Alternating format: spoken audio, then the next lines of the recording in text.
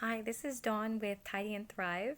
I've decided to start making videos for those of you who, like me, are sheltering in place and have decided that this is probably the best time, if any, to start tackling keeping your home tidy. Um, there have been lots of studies about how it's great for mental health if you are in a clutter free space. And I think with everything that's going on, it's probably for the best if we all work on things that will help our mental health. So I'm going to try my best to help you step by step tidy your space. Just so you know, I normally live with my husband and 4-year-old daughter in a 48 square meter, 2 bedroom, 1 bathroom apartment. When we realized that we were going to have to shelter in place for an unknown period of time, we were invited to move in with my sister in law and her family. So they have a 4-year-old, a 2-year-old, and a 2-month-old. So altogether, we are 4 adults and 4 children, and 4 children under the age of 5. This is a different situation for us, and we're, figuring out how to make things work the best. We've got 3 adults who are working and one who is working, taking care and keeping alive a 2-month-old. So we're going to be working on figuring out schedules and routines and chores and having fun and thriving in this uncertain, strange time. So I thought as I'm going through this process, I would help guide you through your own process, as similar or as different as it might be.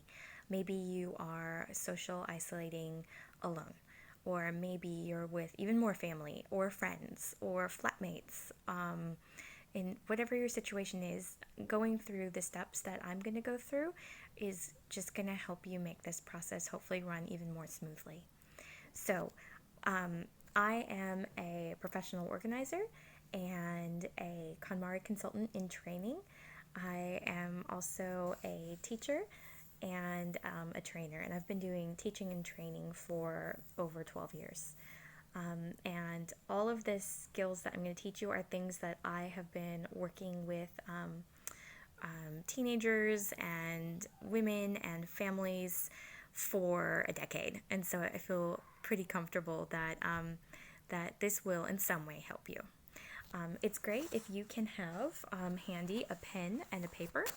Um, you might be short on pens and paper, so a pencil will do. Or if you prefer to type, your laptop. I prefer to write things down when I'm thinking through.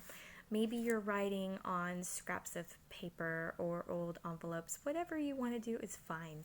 I'm writing in a notebook that I haven't finished using yet. But what I want you to do now is find your pen, pause this video if you need to, find a scrap of paper, and then come back and sit down, and we're going to do some guided visualizations. And so what I want you to do first is I want you to think about, what do you need to thrive? And an easy way to think of that is, what makes you happy? And so I'm going to take a moment and I'm going to write what makes me happy. And then I want you to take a moment and write what makes you happy.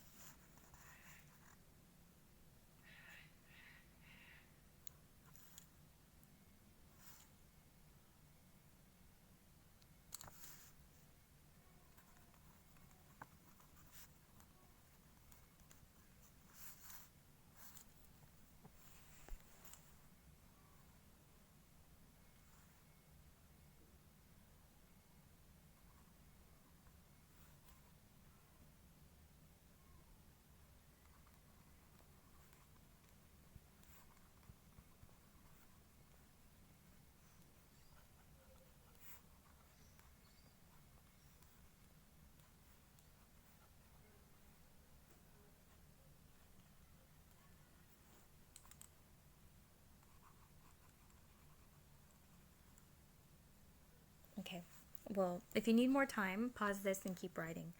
But if you are good, then I've written on my list, I've written let's see, coffee, naps, good food, good conversation, getting out of the house, and exercise. Those are all things that I know that I need for my mental health and for my physical wellness as well. And so I guess it's then, okay, those are some things that it takes to make you happy and to be well. And you can get into more specific things. Exactly how many hours of sleep do you need? I know I'm a 10-hour sleep kind of girl. And so I have to factor that into my daily routine. If I get less than 10 hours of sleep, I tend to start getting colds or sick, grumpy, and so I need to make sure that I've got 10 hours. That means that in my 14 hours that I have when I'm awake, I need to be more productive than someone who is sleeping maybe 6 to 7 hours and only needs that amount of sleep to be well. And so I have to factor in 10 hours of sleep. I also know that I need to eat well, and I need to have breakfast, lunch, and dinner. I need a healthy breakfast, and that healthy breakfast, it needs to have some kind of protein in there. And I need to have a good lunch, and that's where I start loading in my vegetables. And I need to have a healthy dinner, and that's where I also get in lots of veg, as well as protein. And so I know that I need all those things to happen. So I need to allocate time to prep meals and plan. I also know that I have to get outside every day or I go crazy. And so that's one of the reasons we moved to this house. They have a backyard.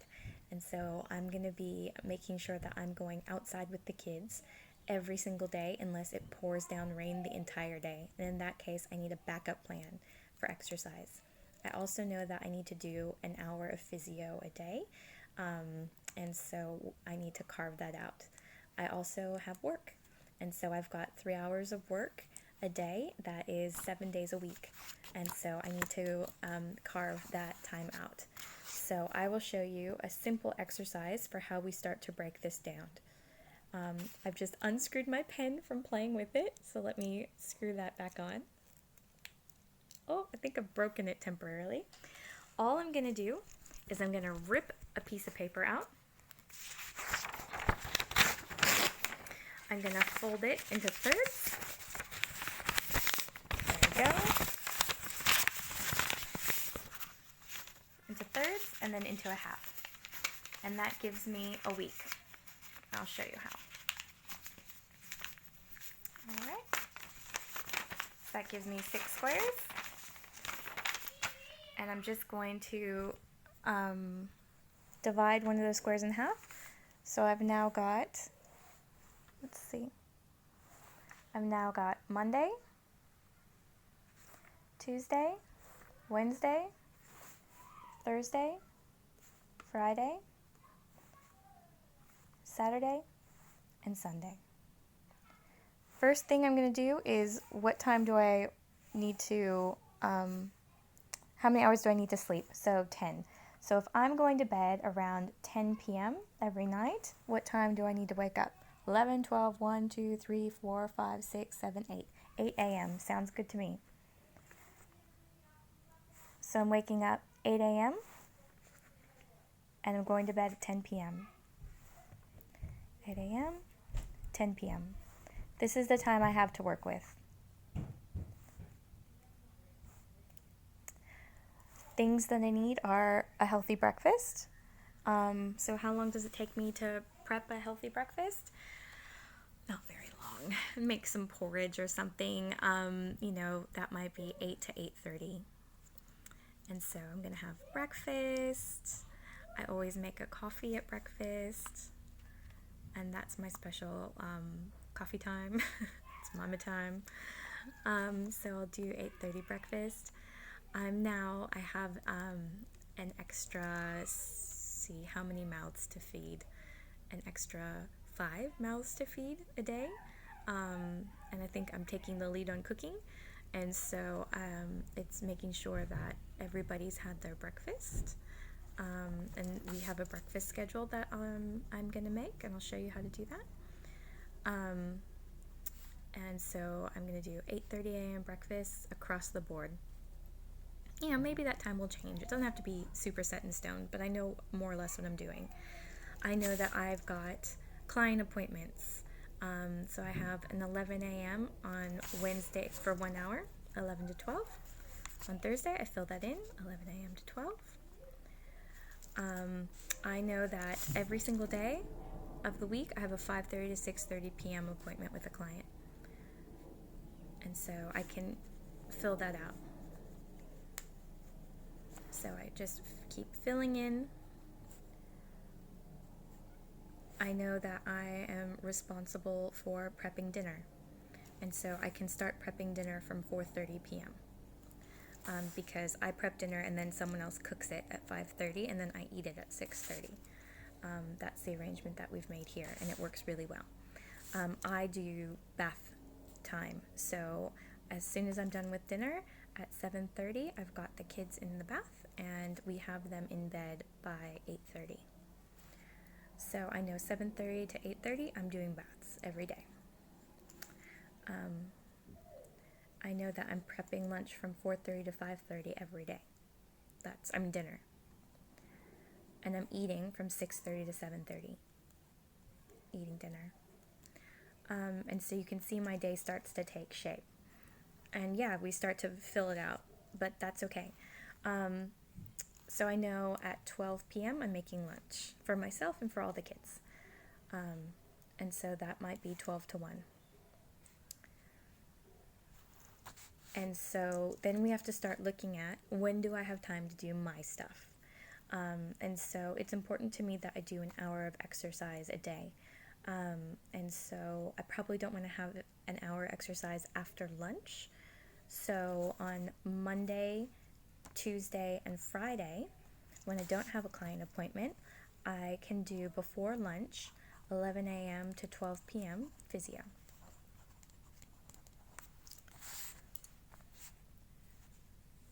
And 11 to 12 physio.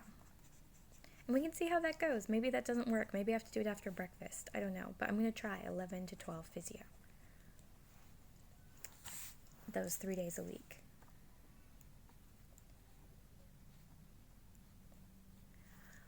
I know that I'm going to need to do laundry.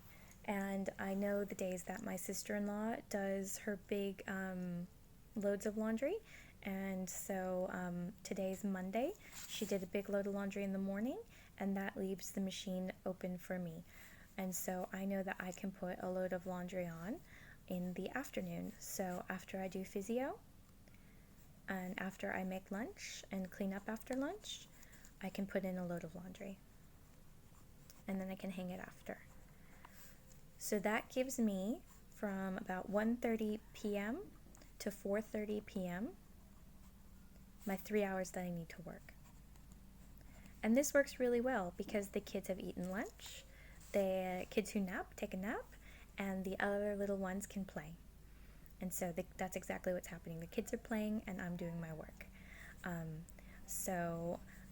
I've gotten my sleep in, I've gotten healthy meals in, I've gotten my physical exercise in, my work, which I need to do to bring money in, and I've done a chore for the day, laundry. I also have a 30-minute tidy that I do every single day. So I've been able to squeeze the 30-minute tidy in the morning. And then I need time for fun. So for me, my fun thing that I do on Mondays is I call my family in the US every single Monday, which is their Sunday. And so I can schedule a different friend to call every single day of the week. I could schedule in the evening after the kids go to bed, having some time just watching TV with my husband and my sister and brother-in-law. We've been having occasionally a glass of wine at night together, which is nice. Or we did whiskey tasting the other night, or beer. It doesn't have to be alcohol related. But it's just, they've got amazing alcohol here, so why not? We've got board games to play, but we need every single day to be sleeping. We need to eat good food. We need to get exercise, get some sunshine, get outside, even if it's going out on a balcony or taking a walk. We're allowed to take walks right now, so go out and take a walk. And we also need to do something fun. If you aren't doing something fun every day, why not? Do anything, whatever's fun for you. Do your fun thing. Video games is fun for my husband. I don't like them, so he plays video games and I do something else. But do something fun. All right, so you've done that. What's next? You've got your schedule. Now in there you might see I'm only doing 30 minutes of tidying a day, or I'm doing one chore of the day and one 30-minute tidy. That's all I want to do. So if you are doing more than 2 hours of cleaning a day, I would say that's too much. And so that's where we need to think about doing maybe a big tidy. So maybe think about doing a KonMari marathon or a KonMari festival. And all that means is give yourself time for one time in your life to look at every single item that you own and decide if that item is supporting you or if it's getting in the way. And that's what I'm going to do with you every day. Every day, I'm going to post a new video of me tidying the area that we're living in right now, which is one room in a 4-bedroom house. So we're a family of 3 in one room.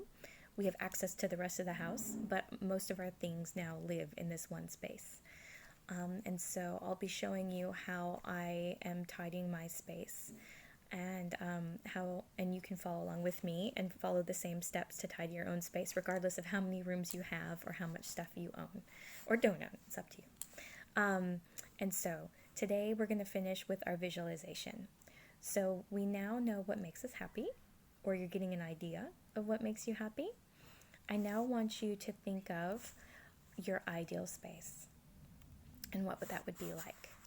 So from the time you wake up in the morning, what are you doing? Are you waking up and are you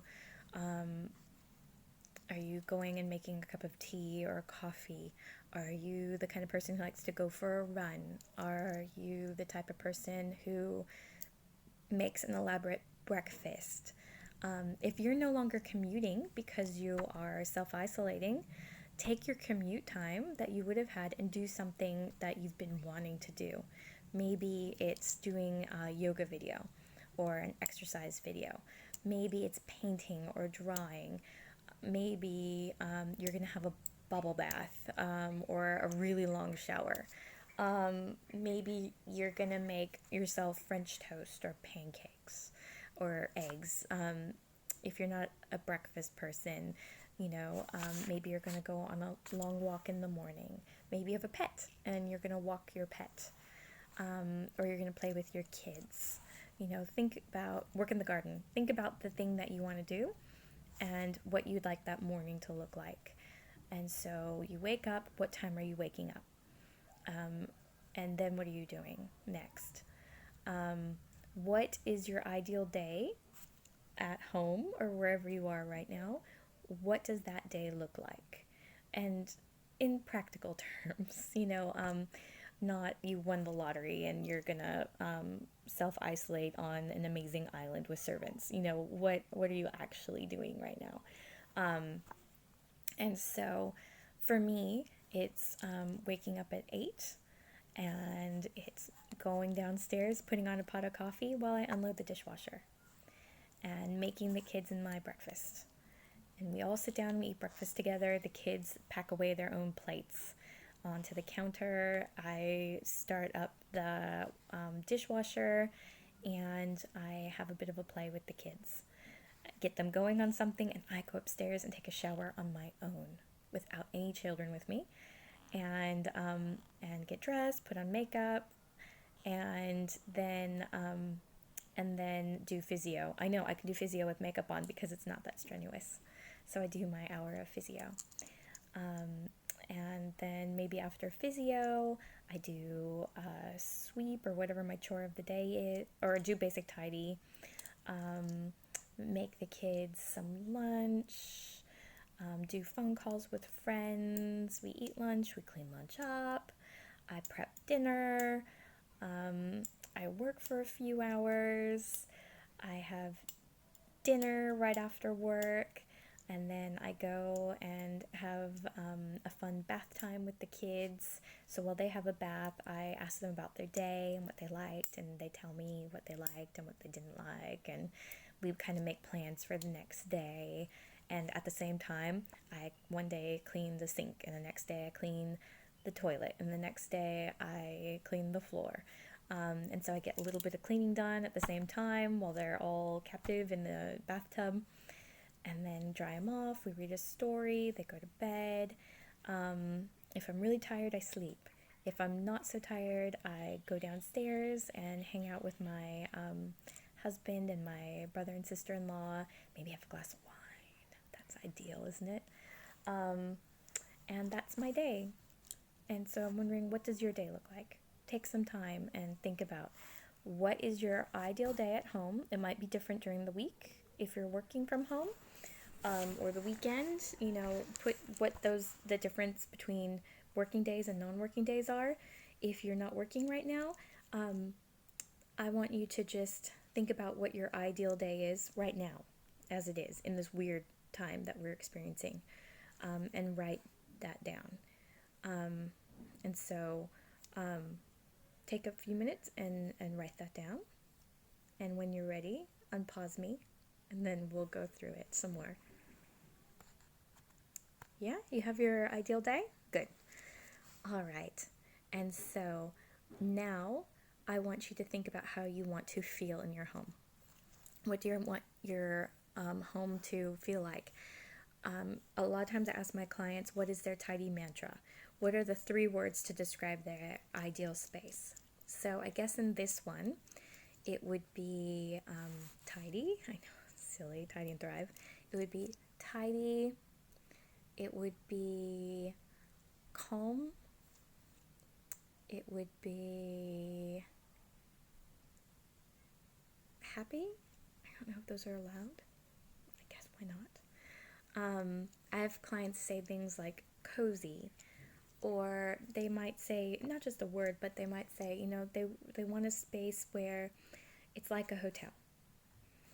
Beds are made, and surfaces are clear, and they can just focus on the things they want to do, like reading or writing or making art or sewing.